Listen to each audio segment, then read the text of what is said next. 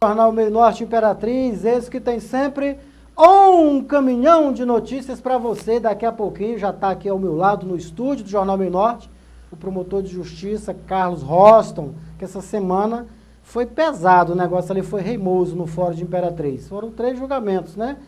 Terça, quarta e quinta, né? O Tribunal do Júri está lá e o negócio está apertado aí, né? Então nós vamos dar uma pincelada geral nesses casos aí que comoveram, né, que tiveram grande repercussão na cidade de Imperatriz. Então ninguém melhor do que quem está lá dentro, vivenciando cada um desses casos para conversar com a gente. E é isso que nós vamos fazer já já aqui com o promotor Carlos Roston. Porque antes, quero falar da não audiência que foi realizada do Bruno Calaça. Mais uma vez foi adiada a audiência do caso do médico Bruno Calaça, que vocês lembram muito bem, o PM que foi lá, no boa, sem nada, sem motivo nenhum, foi lá e bestamente, do nada, né, uma bestialidade, como diz o outro, deu um tiro no rapaz, no jovem médico recém-formado, vida toda pela frente, e acabou com uma família inteira. Porque nesses casos, gente, não é só quem morre que se acaba, não. A família inteira é destruída, nunca mais essa família mesmo. Então nós vamos ver agora com a Ediana Mello os detalhes, por que essa audiência do Bruno Calaça, mais uma vez, foi adiada. Solta pra gente o VT. Mais uma vez a audiência de instrução do Bruno Calaça foi adiado. Por quê? Na verdade, o processo do Bruno Calaça ele foi dividido em 2, certo? Um dos acusados do crime tem reiteradamente tentado protelar através de incidente de insanidade mental. Já foi indeferido, já inclusive 2 vezes. Nós temos aí provavelmente um outro processo. Tem um processo no tribunal em tramitação também com esse objetivo. E os outros 2 acusados estão com o processo bem em fase adiantada, porque já foi, como foram separados, pôde andar o processo, mas a pedido do Ministério Público foi segurado para que se possa fazer o interrogatório conjunto. Então eu estou atendendo a um pedido do Ministério Público e estou também observando as garantias da defesa. Doutor, muita gente acha que o fato dessas audiências estarem sendo adiadas, que é culpa da justiça, que é culpa do juiz que não quer julgar ou alguma falha. Mas a gente sabe que na realidade não é isso que acontece, né? O senhor está evitando exatamente que esse processo ele seja anulado lá na frente, é isso? Exatamente. A gente não adianta a gente atropelar o procedimento e depois lá na frente anular, vai ter que voltar tudo de novo. É muito pior, porque às vezes aquelas pessoas que nós poderíamos ouvir no momento já não existem mais, já acontece muito isso, né? Eu tenho um processo aqui de 99 que não foi julgado ainda exatamente por conta disso, suscitado o incidente. E o processo, ele não é o juiz que anda com ele sozinho. Às vezes as pessoas têm interesses antagônicos. No processo, os interesses antagônicos são das partes. Então, muitas vezes a parte não quer que o processo prossiga normalmente ou fica atrapalhando.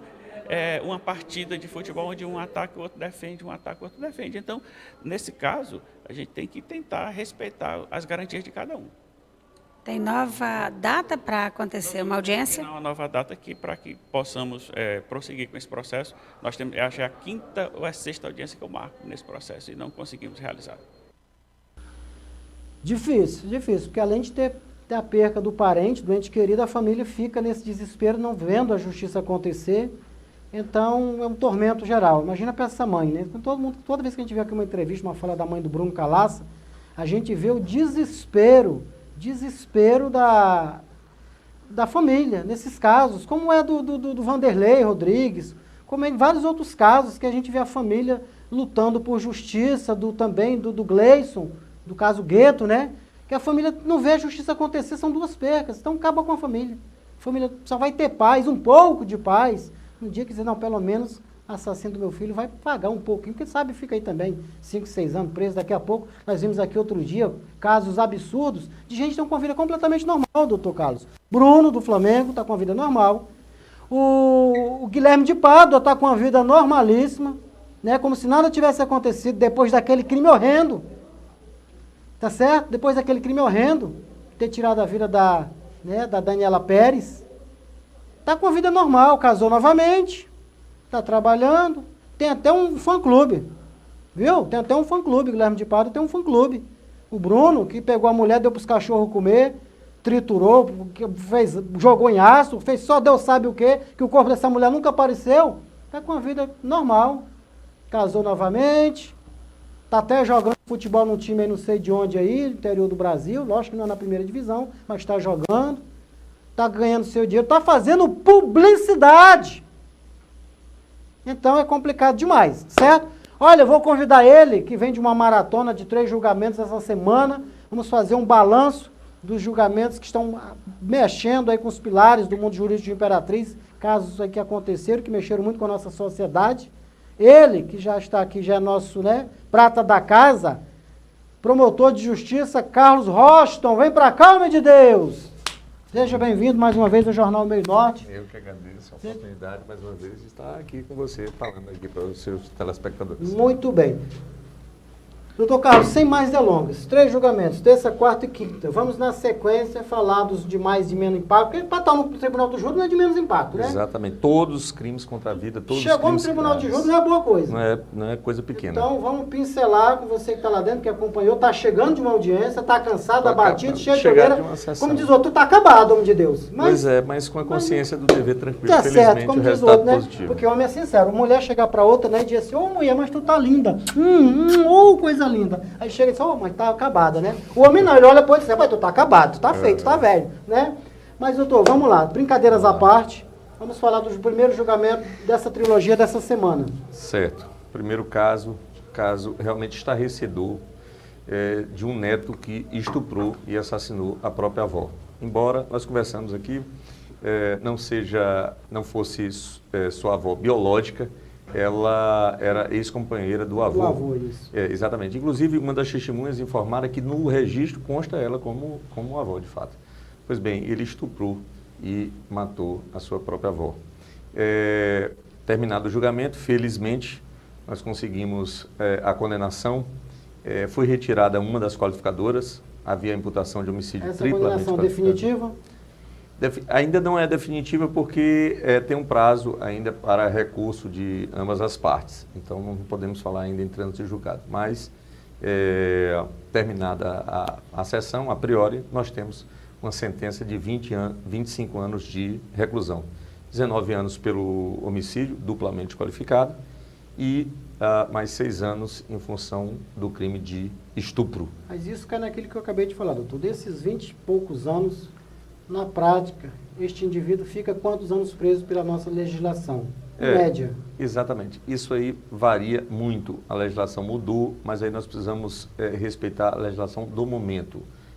Provavelmente aí deve passar 2/5 dessa pena em regime fechado. Então, muitas vezes as pessoas ouvem as penas e acreditam que são duras, mas na verdade não são, porque muitas vezes eles saem muito cedo para o semiaberto, às vezes não tem semiaberto, vai para o aberto, e para o aberto muitas vezes... Daqui a pouco está na sociedade. Exato. Mas, de fato, o que nós podemos fazer cumprir o seu papel. A lei é essa e nós temos que cumprir. Certo. E o segundo foi o de ontem. De ontem. Pois bem, o de ontem é do senhor Lucas. Foram 2 coautores. Os 2 assassinaram a vítima, que era xará, do mesmo nome, Lucas Breno, sem dar qualquer chance de defesa. A vítima foi alvejada mais de 10 vezes. Não é? A vítima tinha cerca de 16 anos, era um adolescente, por isso o processo correu, inclusive, na 3ª vara. Ali, felizmente, nós conseguimos o acolhimento da tese integral do Ministério Público e todas as qualificadoras foram acolhidas e o réu, ao final, foi condenado à pena de 14 anos de reclusão. Nós entendemos que a pena ficou aquém do que nós gostaríamos, mas ainda vamos analisar em relação à pena, mas de toda forma, em relação ao conselho de sentença, ele acolheu a população através de seus representantes, houve ali o acolhimento integral da tese do Ministério Público. Nesse caso, nós requeremos a prisão. O réu respondia o processo de liberdade e, em função da gravidade, porque nós conseguimos a condenação, apesar de nenhuma das testemunhas comparecer. Um caso realmente inusitado. Então, foi um caso diferenciado em que nenhuma das testemunhas compareceu. As testemunhas realmente com muito receio do acusado, motivo pelo qual nós requeremos a prisão. Ele compareceu no início, no final já não estava, então nós conseguimos tanto a condenação como a decretação da prisão preventiva.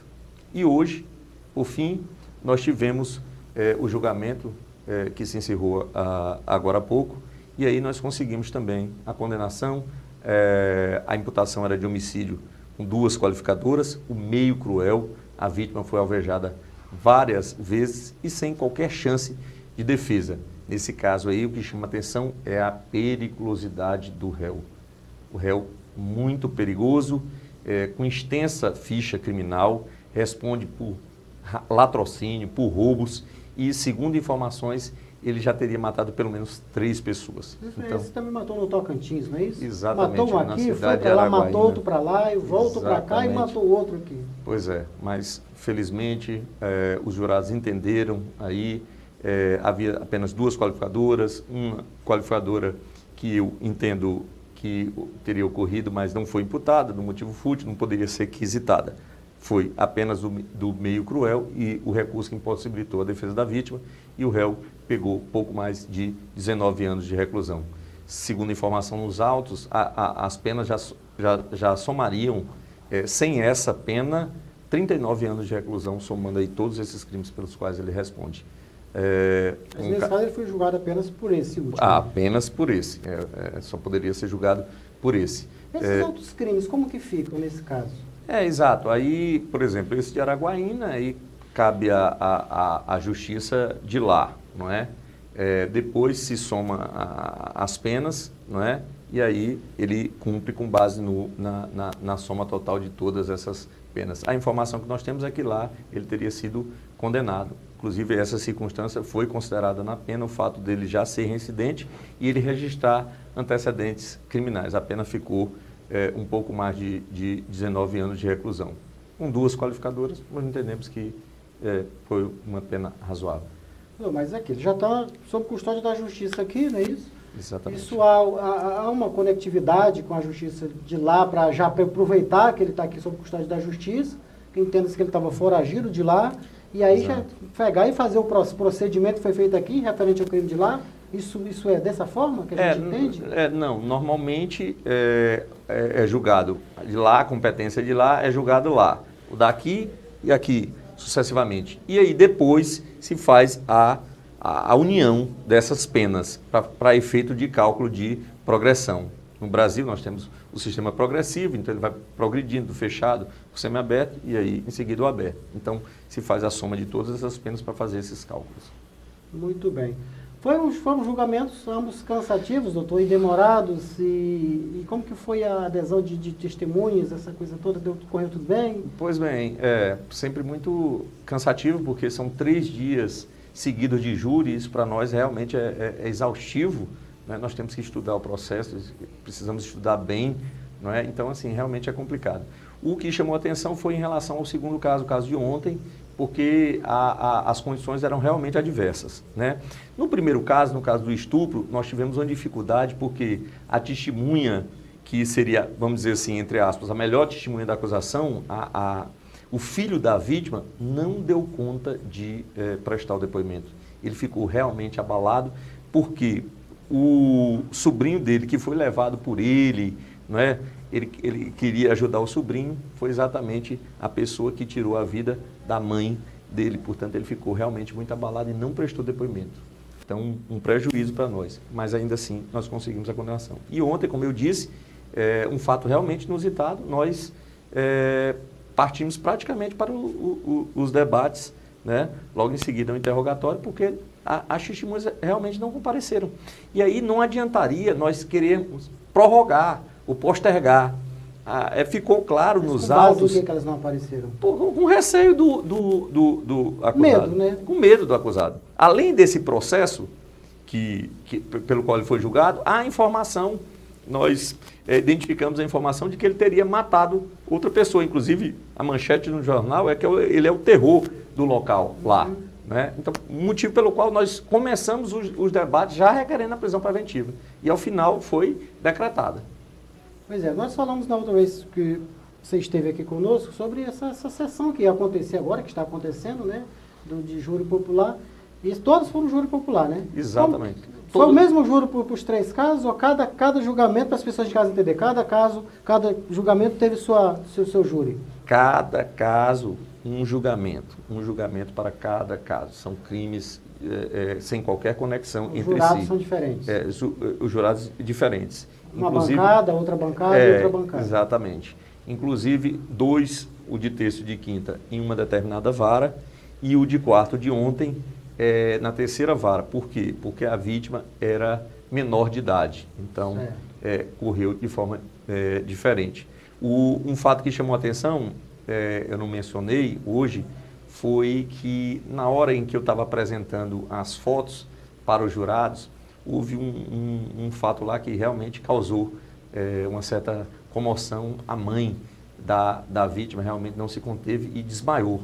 Ela caiu lá na porta, na entrada do salão, um caso realmente chocante. Você vê uma mãe... Sim, eu vi um depoimento dela, chocante, realmente, o relato dela, da forma que tudo aconteceu, da forma banal, da forma besta que a coisa aconteceu, para que as pessoas entendam como é que o ser humano tira a vida de outro assim por tão pouco. Nós tivemos um caso aqui, que eu relatei aqui no Jornal Meio Norte, em Governador Edson Lobão, um camarada foi pedir uma bicicleta emprestada para outro. Você lembra desse caso aqui, nós comentamos aqui, foi pedir uma bicicleta emprestada para outro. O dono da bicicleta disse que não emprestava, ele insistiu e ele matou o outro. Realmente lamentável, realmente lamentável. E a vítima e o acusado, nesse caso, eles se conheciam. Sim. Não é? E, segundo o relato da mãe, inclusive, eles eram amigos? Eram amigos. Ele implorava para que o acusado não o matasse. Mas, segundo informação dos autos também, ele dizia que não tinha medo de polícia, que ele já tinha sido preso e cumprido pena, portanto, não tinha medo de polícia. Enfim, era o resultado que nós esperávamos, né? Nós defendemos aí as qualificadoras e, felizmente, eu penso que os jurados entenderam, porque dos votos que foram apurados, não houve nenhum voto contrário às teses do Ministério Público. Tá certo. Eu agradeço, inclusive, a confiança da comunidade ali representada pelo Conselho de Sentença, 7 jurados, que acolheram a tese do Ministério Público, base nas provas, naturalmente. Sempre 7? Sempre 7. Tem que ser um número ímpar, inclusive, para não dar... Diversidade cultural e social e tudo mais. Exatamente. Justamente toda essa mesclagem de sociedade. Muito bem. E por agora, tem mais alguma coisa prevista? O nosso trabalho continua. Eu não sou mais como titular. Nessa sequência estava previsto. Já aconteceram os 3? Tem mais algum tribunal do júri agora por esses dias? Muito bem. Esses 3 aí foram 3 que eu fui designado. A minha promotoria de justiça não atua no tribunal do júri mais. Eu era titular de uma que atuava. Então, agora, eventualmente, se eu for designado, ou algum colega me convidar, aí sim eu atuarei. Os que eu iria atuar foram só. Mas tem andamento para acontecer. Certeza, tem vários. E tem sempre, que infelizmente... Esse do Bruno Calas, que você se referiu, não está conosco, né? Como eu não tenho mais titularidade, tem um caso do triplo feminicídio, que a gente conversou várias vezes aqui. Enfim, tem vários casos aí que estão sob o processo, sob julgamento. Tá certo. Olha, esse é o Carlos Roston, promotor de justiça, que vem de uma maratona de 3 julgamentos, 3 júris populares aí, mas graças a Deus, né? A promotoria sempre quer mais, né? Quer tirar esses meliantes de circulação, essa é a vontade de todo cidadão de bem. Mas, pelo menos, de primeira mão aí, né? Algum desses casos aí, você acha que tem risco da defesa recorrer e mudar esses resultados, doutor? Outros acho que eu acho está cumprido o trabalho. Nós não podemos, nós não temos, seria uma especulação, eles têm o direito de recorrer. Quebrar essas penas. Exato, mas eu acredito que dificilmente eles modificarão qualquer desses resultados, porque os resultados estão devidamente embasados, nós temos o maior zelo, o maior cuidado, e nós defendemos exatamente aquilo que nós acreditamos e aquilo que nós conseguimos provar. Tudo que nós alegamos lá, nós provamos. E os jurados viram e acolheram, no geral, as teses, com exceção do primeiro caso, em que uma qualificadora foi tirada. O resto foi exatamente como o Ministério Público requeriu. Tá certo. Olha, é sempre bom, mas infelizmente a nossa legislação ela é falha, mas é sempre bom saber que nós podemos contar com a justiça. Eu sei que os juízes, os promotores, defensores públicos fazem o melhor que podem, mas tem que cumprir a lei. Nós vimos aqui essa semana a Imperatriz revoltadíssima com o caso dos arrombadores, que era preso de noite, solto de manhã, voltava a roubar. Inclusive, falamos disso hoje, inclusive agora voltou, no meio tempo, entre uma prisão e outra, deu mais prejuízo aí. Hoje eu ouvi um depoimento triste, lamento de um lojista, que dedicou uma vida inteira de trabalho em uma empresa, recebeu indenização, montou uma loja. Já foi assaltado 2 vezes só essa semana pelo mesmo meliante. Ele foi preso por ter roubado essa loja, foi solto, voltou e roubou novamente. Então é triste demais, mas infelizmente essa justiça que nós temos é melhor do que nenhuma, não é perfeita, mas nós temos encabeçando esses trabalhos todos, homens e mulheres de bem, comprometidos com a justiça, e se tiver que mudar, é endurecer a legislação, endurecer as leis, né? Mas a justiça com o que tem, está fazendo o que pode, trabalhando e trabalhando muito bem. Não é isso, doutor? Está com o sentimento de dever cumprido? Com certeza, cansado, exausto, acabado. Como não, mas eu estou brincando, você está bem, né? Acabado você está abatido. Claro. Não tem como ser diferente. São poucas horas de sono, não é? Tem que tomar um resfenol. A rotina do judiciário, de certa forma, ela é corrida e tensa, né? Exato. Os 3 júris foram marcados em sequência, não é? É um desafio, não é? É complicado, mas assim, se nós não abraçássemos a causa, corria o risco de postergar e aí esses réus perigosíssimos aí correriam o risco de ser soltos. Cometerem outros crimes nesse meio tempo. Exato. Tá certo. Olha, quero agradecer imensamente a presença do promotor Carlos Roston, que vem dessa maratona aí de 3 julgamentos, 3 júri popular. E nós continuamos torcendo aqui para que a justiça seja aplicada em todos esses casos. Também tem o caso do Bruno Calassi em aberto, que a família está aí há tempos pedindo justiça. O caso do Gleison. E a gente pede que a justiça seja feita, orar ao Papai do Céu que venha iluminar esses homens, promotores e juízes, para que realmente faça justiça sempre nesses casos, né? Infelizmente, a lei tem suas falhas, algumas são muito brandas, mas não é culpa aqui, né, de baixo, tem que vir de cima, uma reformulação nessas leis, né, endurecendo mais algumas penas, mudando aí, mexendo com o Código Civil, Código Penal, essa coisa toda, mas aí a justiça está trabalhando muito, muito bem. Parabéns a toda a promotoria de Imperatriz, a todo o judiciário de Imperatriz pelo belíssimo trabalho. Doutor, como sempre, é um prazer imenso ter você no Jornal Meio Norte. Volte sempre que tiver alguma novidade. Não saia daí, que daqui a pouquinho ainda tem muita coisa para a gente ver. Nós vamos também falar daqui a pouquinho da pequena Lara, doutor. A pequena Lara, né, aqui de Imperatriz, apenas 8 anos, não é isso? Ela ganhou o concurso de Miss Brasil e está indo para o exterior, ainda representando a Imperatriz, concorrer ao Miss Universo Mirim, né? Mini Miss Universo, ganhou Mini Miss Brasil e vai concorrer ao Mini Miss Universo aqui de Imperatriz. A Imperatriz é um celeiro de bons talentos em todas as áreas, tá certo? Não sai daí. TV Meio Norte, canal 19.1.